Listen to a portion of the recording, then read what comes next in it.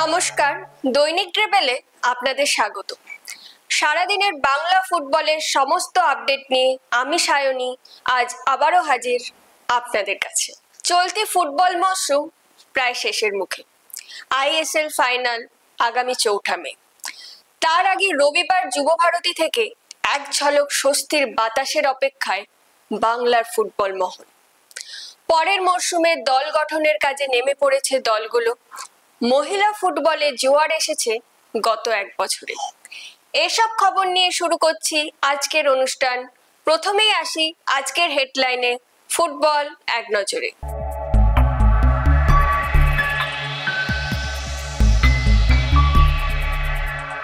নিজেদের ভুলে তৈরি চাপ থেকে বেরোতে চায় মোহনবাগান, ঘর গোছাচ্ছে ইস্ট বেঙ্গল। যুবভারতীতে শেষ হাসি কার? বিশ্লেষণে মেহতাব। বাংলার মহিলা ফুটবলারদের জন্য মেন্টাল স্ট্রেংথ ওয়ার্কশপ। প্রস্তুত কতটা বাংলার মেয়েরা? কি বলছেন কোচ? এবার আসা যাক বিস্তারিত খবরে। যুবভারতীতে রবিবাসরীয় সন্ধ্যায় সমর্থকদের মুখে হাসি ফোটাতে চান মোহনবাগান কোচ থেকে ফুটবলার সকলেই। কোচ হাবাস মনে করেন এদের করা ভুলে হার হজম করতে হয়েছে উড়িষ্যায়।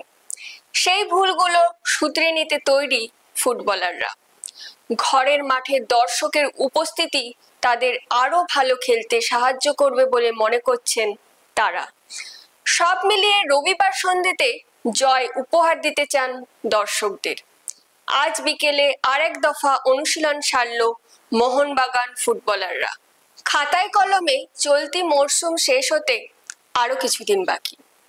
তবে এরই মধ্যে আগামী মরশুমের দল গঠনের প্রস্তুতিতে নেমে পড়েছে ইস্ট বেঙ্গল। নিজেদেরই প্রাক্তন গোলরক্ষক দেবজিৎ মজুমদারের সঙ্গে চুক্তিবদ্ধ হওয়ার পর এবার আরেক বঙ্গ সন্তান কল্যাণীর প্রভাত লাকড়ার সঙ্গে চুক্তি সেরে ফেলল লাল হলুদ। জামশেদপুর এফসির হয়ে খেলা প্রভাতের গায়ে চড়তে চলেছে এবার লাল হলুদ জার্সি।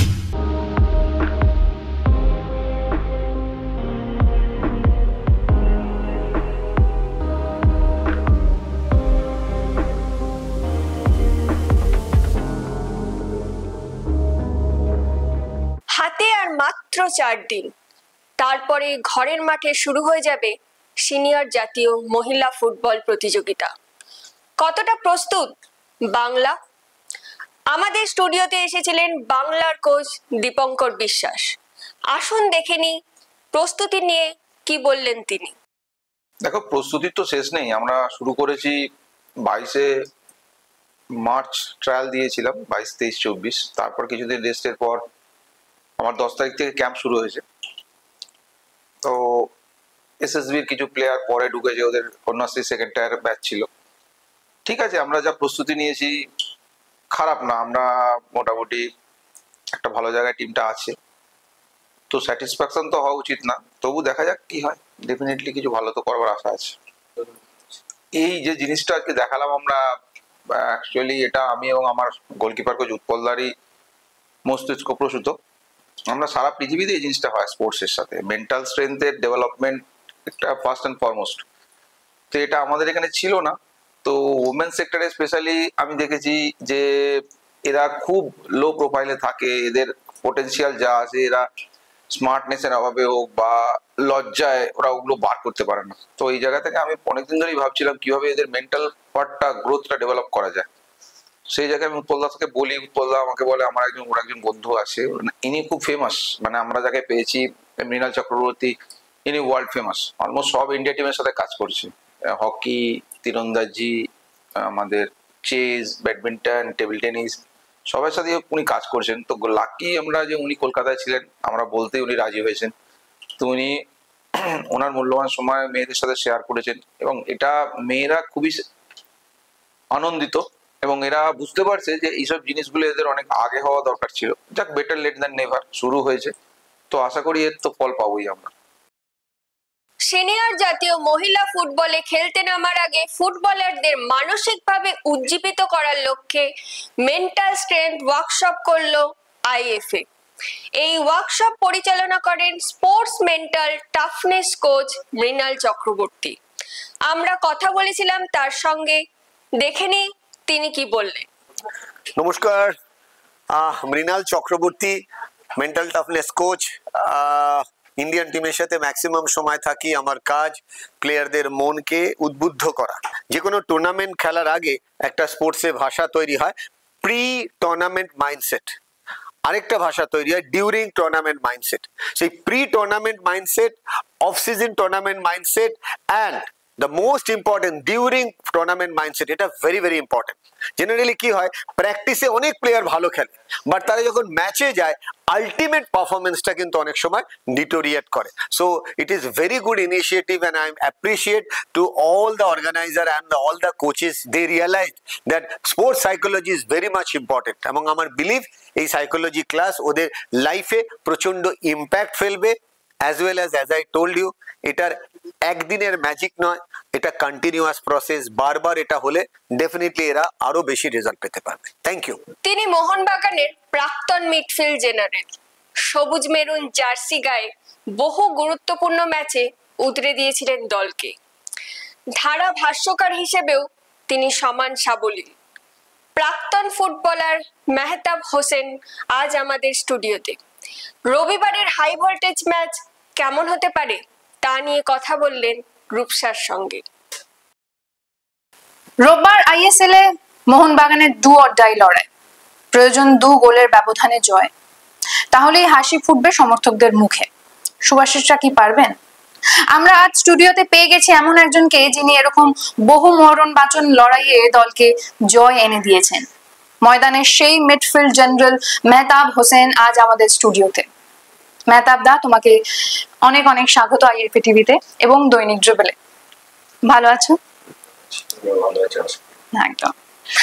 আচ্ছা, প্রথমেই আমার তোমাকে যে প্রশ্নটি, যে তুমি প্রথম সেমিফাইনাল দেখেছো, রোববার দ্বিতীয় সেমিফাইনাল, কেমন খেলা হতে চলেছে বলে তোমার মনে হয়?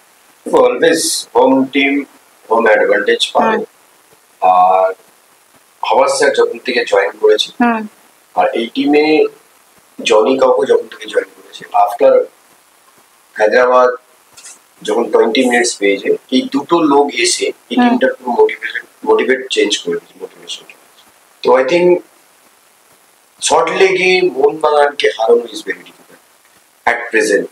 কেন, কনফিডেন্সের দিক দিয়ে অনেক হাই, রিজার্ভ বেঞ্চ অনেক স্ট্রং, যখন তখন যে প্লেয়ার আসছে সে ডিফারেন্স করে দিচ্ছে, সেটা একটা অ্যাডভান্টেজ আছে। আর দে ডিজার্ভ, তারা সিল জিতেছে, তারা ডিজার্ভ করে। কিন্তু আফটার হাওয়াজ স্যার আসার পরে, আফটার জনি কাকো কাম ব্যাক করার পরে, তার আগে তুমি দেখো প্লেয়ারদের কনফিডেন্স, তুমি থাপার কথা বলো বা লিস্টারের কথা বলো, সবাই মনে হচ্ছিল একটা অফ ফর্ম যাচ্ছে, প্রচুর ক্রিটিসাইজ হয়েছে তিনি। কিন্তু যে একটা মানুষ পুরোপুরি প্লেয়ারদের মেন্টালিটি চেঞ্জ করে দিতে পারে, সেটা আমি একটা কোচ। আর এখন মডার্ন ফুটবলে কোচের অনেক বড় ভূমিকা আছে। আমরা তো এখন কোচ বলি না, আমরা ম্যানেজার বলি। So he is a leader, উনি হচ্ছেন শেষ কথা। আর কিভাবে প্লেয়ারদের উজ্জীবিত করতে হয় উনি খুব ভালোভাবে জানেন। আর একটা যে মাঠের লিডারশিপ, যে লিডারশিপটা দেখা যাচ্ছিল না এত বড় টিম করার পরে, ইন্ডিয়ার বেস্ট প্লেয়াররা মোহনবাগান টিমে আছে, যারা কন্টিনিউ দেশের হয়ে খেলছে তারা মোহনবাগানে আছে। সো এই প্লেয়ারদের কনফিডেন্স পাচ্ছিল না। আমি কেন কাকুর কথা, জনির কথা বলছি এই কারণে, কি আমি ওই ম্যাচটা নিজে ছিলাম এবং কমেন্ট্রি করছিলাম, দেখেছি যে এই প্লেয়ারদের কিভাবে মনোবল বেড়ে গেল হঠাৎ করে। একটা টিম যতক্ষণ হায়দ্রাবাদ ম্যাচ যতক্ষণ আসেনি মাঠে, যখন নামলো মাঠে হায়দ্রাবাদের ম্যাচে, মানে 20 মিনিট, ওই 20 মিনিটের স্প্যানটা প্রত্যেকটা প্লেয়ারের বডি ল্যাঙ্গুয়েজ চেঞ্জ হয়ে গেল। তারপর থেকে যে পিকটা ধরেছে এখনো স্টিল নাও, তার জন্য আইএসএল সেল চ্যাম্পিয়ন হলো। তো I think home ground always advantage. আর এই ক্রাউড আসবে, আমার মনে হয় না উড়িষ্যা 12 ম্যানে কাজ করবে মোহনবাগান। মানে এটারই সূত্র ধরে আমি বলবো, মানে তুমি বলছো যে হোম গ্রাউন্ডে খেলা এবং সমর্থকদের উপস্থিতি এটা খুব অ্যাডভান্টেজ দেবে মোহনবাগানকে। অবশ্যই অবশ্যই। দেখো, একটা হোম গ্রাউন্ডে সবসময় সারা পৃথিবীতে, তো একটা আমি একজনের ইন্টারভিউ শুনছিলাম, স্যার অ্যালেক্স ফার্গুসন বলো বা আর্সেনাল ওয়েঙ্গারের বলো, বলছে যখন আমরা অ্যানফিল্ডে যাই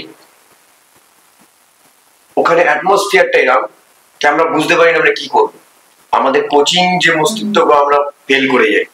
তো এই অ্যাটমসফিয়ারই মানুষ প্লেয়ারদের মনোবল বাড়ায়, এই অ্যাটমসফিয়ারটাই প্লেয়ারদের আলাদা একটা এক্সট্রা চার্জ করে দেয়। তো এটা তো আছে, তার সাথে সাথে প্লেয়াররা জানে তাদের দায়িত্ব, আর আওয়াজ স্যার জানেন কিভাবে ম্যাচটা বার করতে হবে।